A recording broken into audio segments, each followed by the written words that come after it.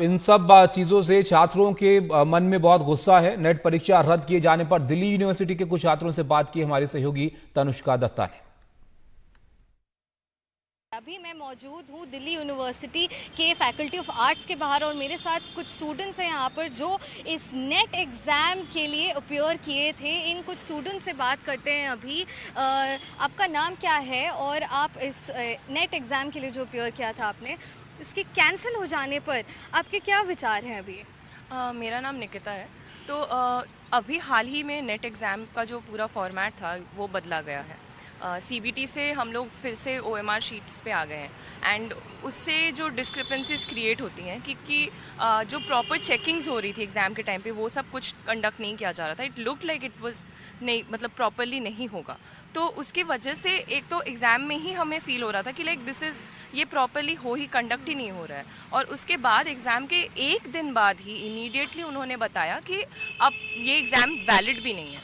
तो लाइक हमारी जो इतने एक साल की मेहनत है जो हम बैठ के लिख रहे थे एग्ज़ाम के लिए वो पूरा इनवैलिडेटेड हो गया है एंड जस्ट इन्फॉर्म किया गया है हमें कि एग्ज़ाम कैंसल्ड है। बट उसके बाद सॉल्यूशंस क्या है वो कुछ भी क्लियरली बताया नहीं गया। जैसे कि ये स्टूडेंट अभी कह रही है, हम और एक स्टूडेंट्स का विचार लेते हैं कि इस विषय में आपकी अथॉरिटी से, एनटीए से और गवर्नमेंट से क्या मांग है, क्या एक्सपेक्टेशन है आपकी? मेरा नाम आदित्य है। इस मतलब कि जब से ये एग्ज़ाम हुआ है तब से लेके मतलब कि एक एश्योरिटी चाहिए हमें कि हमें हमारा फ्यूचर कुछ दिख नहीं रहा कि हम क्या करें आगे। मतलब हम तैयार होते हैं, पूरे साल भर मेहनत करते हैं, उसके बाद हमें ये देखने को मिलता है। तो हम आगे क्या सोचें? मतलब कि उन्होंने हमारे लिए कुछ सोचा है कि हम ऐसे ही अंधेरे में रहे हमेशा से, ऐसे मतलब उनके नियम है, उनकी कुछ भी ऐसे रैंडम चीज़ें फेंक दे जिसका कोई मतलब नहीं है, हम इसी को देखते रहे। इतने मुश्किलें सहने के बाद भी हमने एग्ज़ाम दिया क्योंकि मतलब हमारा फ्यूचर उसके ऊपर डिपेंडेंट है। और अब मतलब अचानक से जब हम सोकर उठे तो हमें ये पता चल रहा है कि मतलब नेट एग्ज़ाम कैंसिल हो गया है। तो मतलब इतना ज़्यादा मतलब हम क्राइसिस में है अभी फ़िलहाल, इतना ज़्यादा हमें मतलब डाउटफुल है फ्यूचर के बारे में। और आपने जैसे कि पहले उनसे पूछा था कि सरकार से क्या एक्सपेक्टेशन है, हॉनेस्टली बोलूँ तो सरकार से कोई एक्सपेक्टेशन नहीं है क्योंकि सरकार फेलियर है, सीधी बात है। देखिए, हमारा तो पूरा भरोसा उठ गया है इस शिक्षा व्यवस्था पे से।